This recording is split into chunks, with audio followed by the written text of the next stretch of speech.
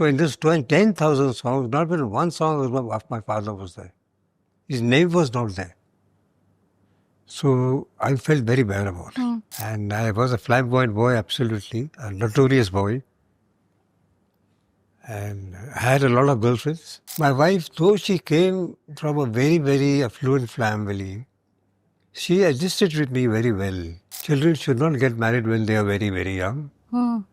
When they are 22 or 23 or 24. Never came home depressed. I always put a brave front, even when I got shot. And I learned a lot about the struggles from my daughter because she went through a lot of illness, lot of surgeries. No, I did call him up. Okay. But I think he was stuck in his own problems. So I was at a distance of 3 feet and they couldn't kill me by 6 bullets.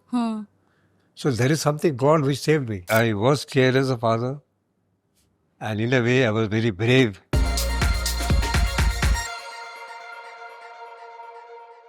Hello everyone, welcome to News 18. I am Titash Chaudhary in conversation with Rakesh Roshan. Hi sir. Hello. So like I was telling you before we rolled that, it was such a beautiful nostalgia trip for us. I of course remember the euphoria that happened when Kaho Na Pyar Hai released. But the life and times of your father, Roshan Saab, that was something a lot of us were not aware of. And it's beautiful, that you gave us such beautiful glimpses of his life. Yeah, it so happened, that many years back, about 8 or 10 years back, some company had come out with a transistor kind of instrument, which had about 10,000, 8,000 songs in it. Okay. And it had all the music directors' names till today, all the lyric writers, all the filmmakers, all the singers. If you want to listen to Kishore Kumar, just go to Kishore Kumar, you can hear all Kishore Kumar songs. And I liked that idea so much that I had purchased about 25 of them and I gifted to all my friends. But one day when I was sitting at my farmhouse, so I was wanting to hear my father's songs. And my father's name was not there. So in this 10,000 songs, not even one song of my father was there. His name was not there. So I felt very bad about it. But I didn't know what to do. I called the company up. I said, okay, I think, is this a mistake? Or because you have got today's music director's name, all the contemporaries music director who was there at my father's time, their music is there, my father's music is not there. But they said, we'll find out and we'll rectify it and all that, but they didn't rectify it. And it so happened that I was sitting with Shashi Lal Nair, Shashi Ranjan, sorry. Ranjan, yeah. So I told him this incident. And he said that, I said that I want to do something for my father. He said, why don't you make a documentary? And Shashi has got a very brilliant knowledge about Indian music. And he knew all my father's songs. So I said, you do it for me. But after 2-3 days, I told him that maybe today's generation might not go to that, my father's 50 years purana, उसके गाने सुनने के लिए. So let's do all the 3 Roshans.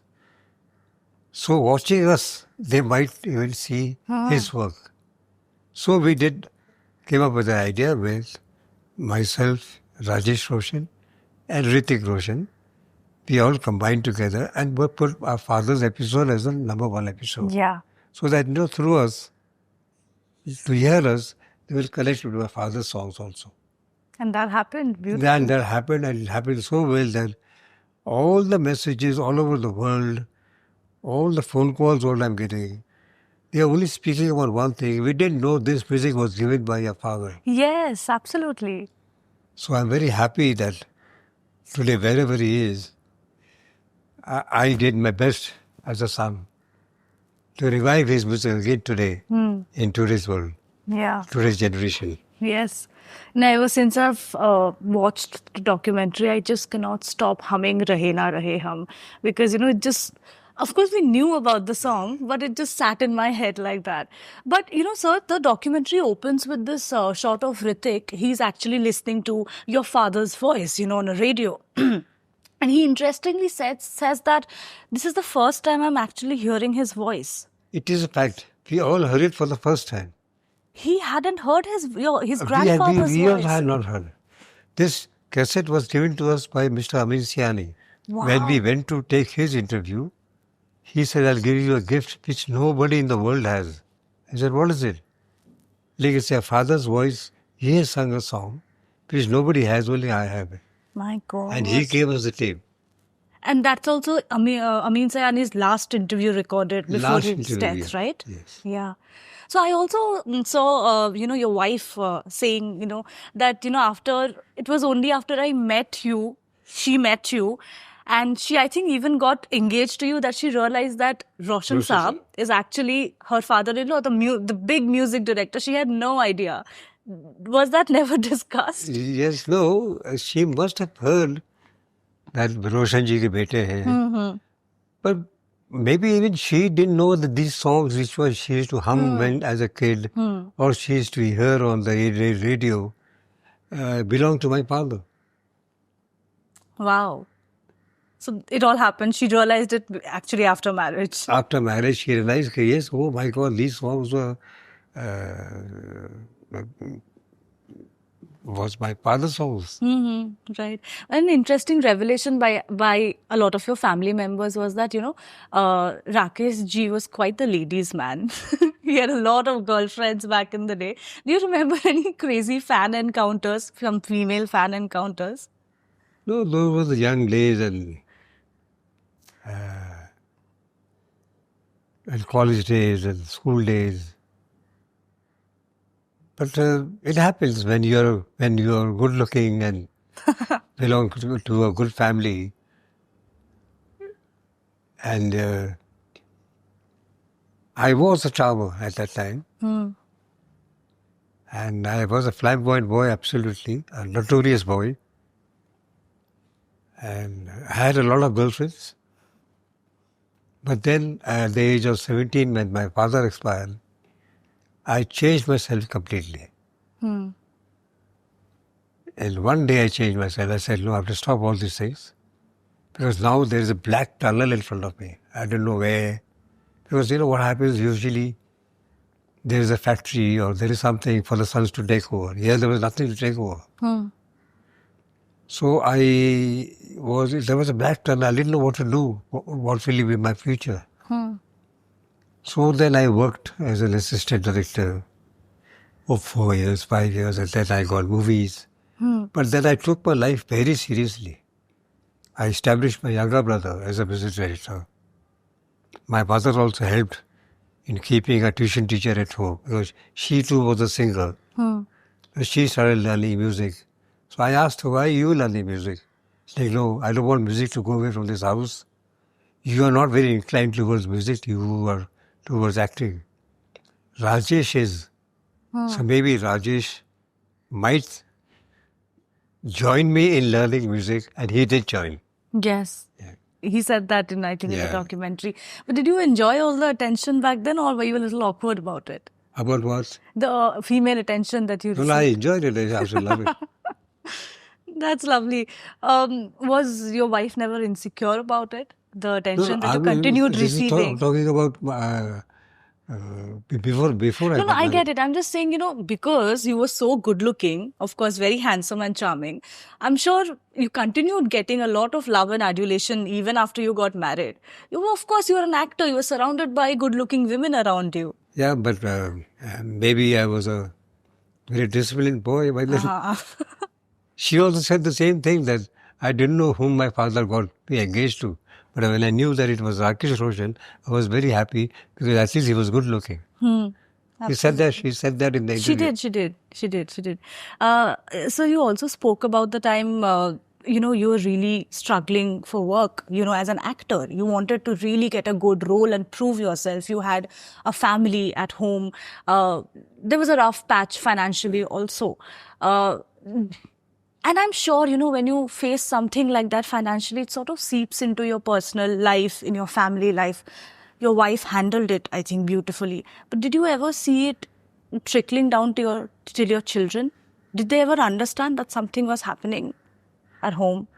See, my wife belonged to a very known producer, director, Mr. Jio Prakash. Right. He was one of the topmost producers at that time. And he giving his hand, his daughter's hand, in my hand, when I was only earning 200 rupees as an assistant director. He must have seen something in me. Otherwise, no father would do that. Yes. I was not an actor. I was not a hero by that time. I just joined films as an actor, which I was just shooting for a film. But my wife, though she came from a very, very affluent family, she adjusted with me very well. And my 80% of the burden she had, taken with her, showing me that I'm very happy in whatever way I am. So I did realize later on, and today also, I think that children should not get married when they are very, very young. When they are 22 or 23 or 24, they should be very matured when they get married. As an actor too, I joined the industry at the age of 21, and that is too young. Yeah. So I always thought that when Hrithik will be 24, 25, I will launch him as an actor. And that's what I did. So life teaches you. Absolutely. Yeah. But did this struggle continue even after your children were born? Yes, my struggle as an actress continued till I became a director. Because after doing a lot of films, I thought to myself that I ring up all the producers every now and then to give me work. Why shouldn't I become a producer?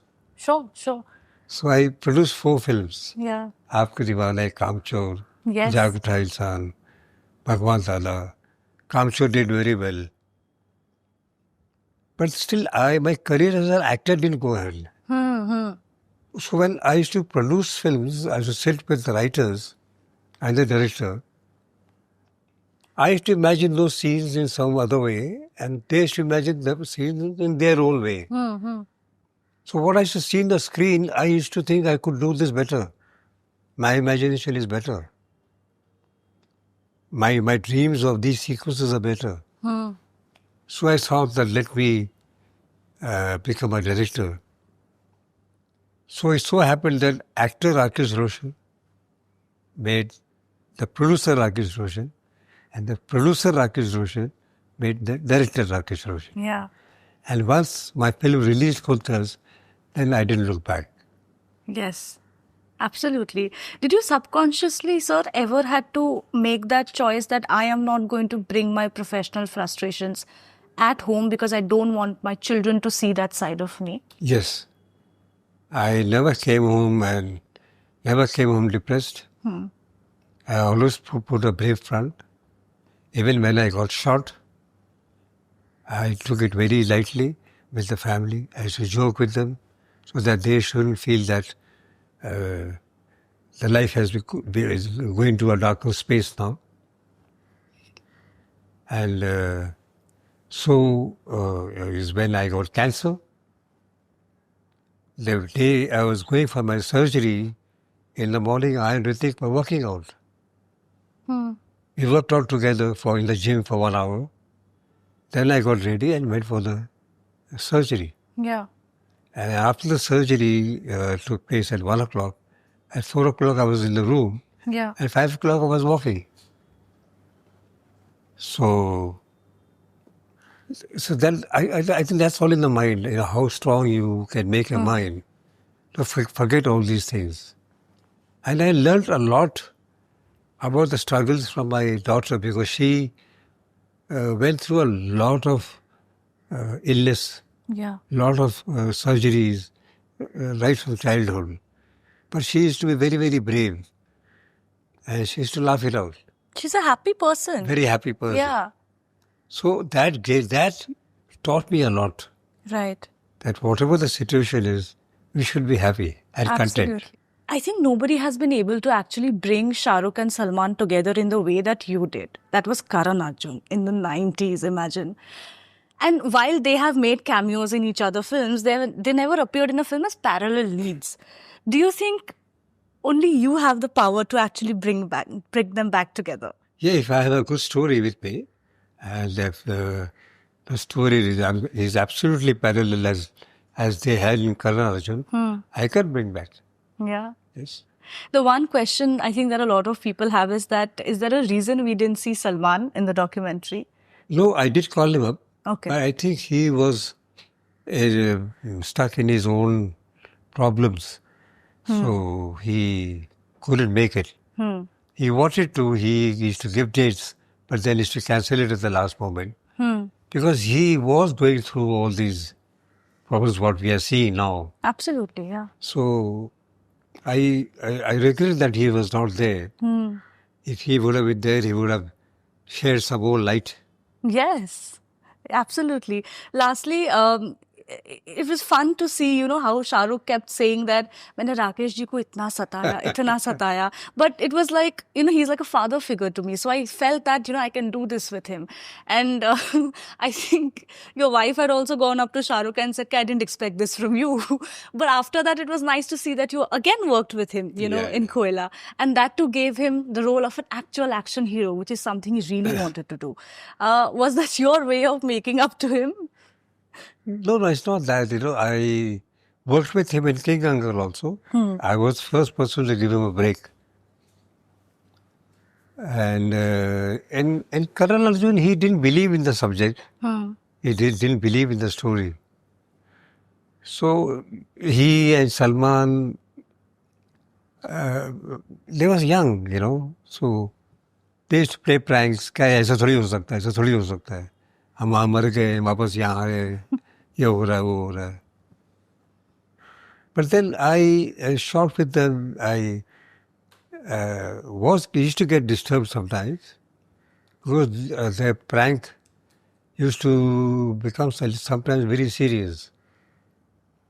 But then I took it. I said, "नहीं बच्चे हैं, आज ऐसे कर रहे हैं. कल अगर picture चल जाएगी, so they'll understand. They'll also learn." Because I was very confident.